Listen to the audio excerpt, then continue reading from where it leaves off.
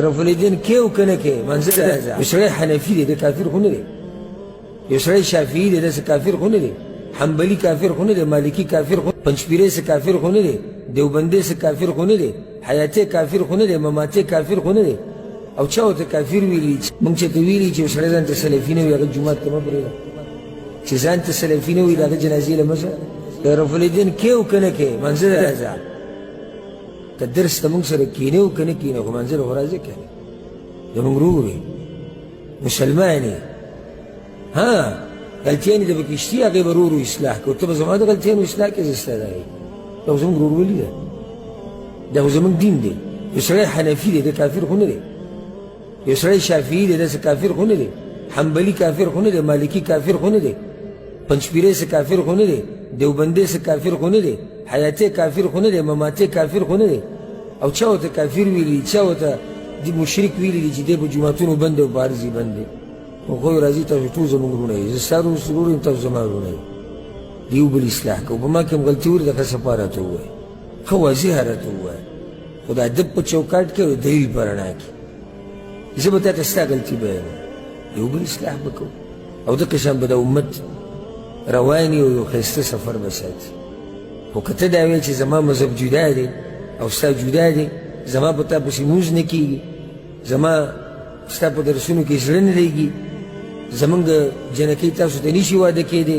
زمونږ رشتې تاسو سره نشي کېدی زمونږ غمخادي تاسو سره نشي کېدی نو بیا خو اختلاف ته جوړه زه خو اختلاف نه جوړوم په موږ دې څوک ثابته کړي په ما دې څوک ثابته کړي دا څو کاله الحمدلله مسلسل د دعوت روان دی انشاءالله مخکې هم د الله په توفیق سره روان چېرته موږ یو ځای کې ویلي چې یو سړی ځان ته سلفي نه وي او اهلحدیث نه وي د ده سره غمخادي مه کوه ده ما ویلي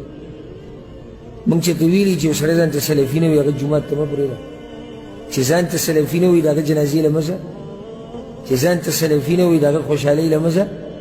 چې ځان ته سلفي نه وي د هغه تپوس له مه ځه چې ځان ته سلفي نه وي تجارت ورسره مه کوه چې ځان ته سلفي نه وي مړې که چې ځان ته سلفي نه وي کافر ورته وایه دا مو کوم ځای کې ویلي او انشاءالله د قیامت سحر به راشي یو څوک یې به موږ نشي ثابتولی ولله الحمد ځکه دا زموږ منهج نه دی نه موږ د خوارجو نظریه لرو نه د تکفیریانو نظریه لرو نه د مرجئو نظریه لرو او نه ړانده متعصبه مقلدین یو او نه الحمدلله بدعتیان یو من متبعين محمديان سلفيان واهل حديث والحمد لله قرآن او حدیث هم منهج دی هر مسلمان هم د زړه سر دی او چې په چا کې کمی وي نو هغه ته وایي ورور تا کې دا غلطي ده او دا ورته هم دې ته وایي تنقید برای اصلاح تنقید دې دپاره نه کوو چې زه د زړه تشفي کوم زما تا سره ذاتیات دي پوله پټۍ زما د چا سره شریک دي تنقید دې دپاره کوم چې ته خپله اصلاح وکړو چې اصلاح وکړي چې الله دې وبخي دې دپاره تنقید دی نو دا زمونږ منهج دی چې څوک یې نه پېژني ویې پېژني الحمدلله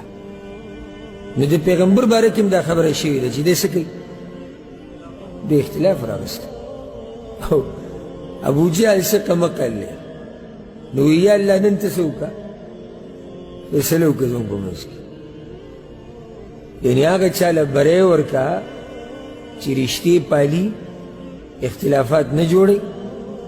هغه چا له بری ورکړه او تباه که هغه سړی چې نوي خبرې کوي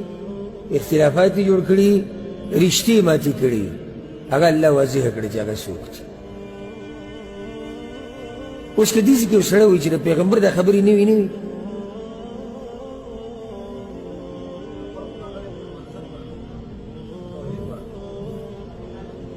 د ټولو پیغمبرانو هم دقه خبرې وي نو خو نوي نه وي نه وي خو د دوی دا وي د الله بندګي دا خو پخواني مسله ده دا خو اصل او بنیاد دی د بت بندګي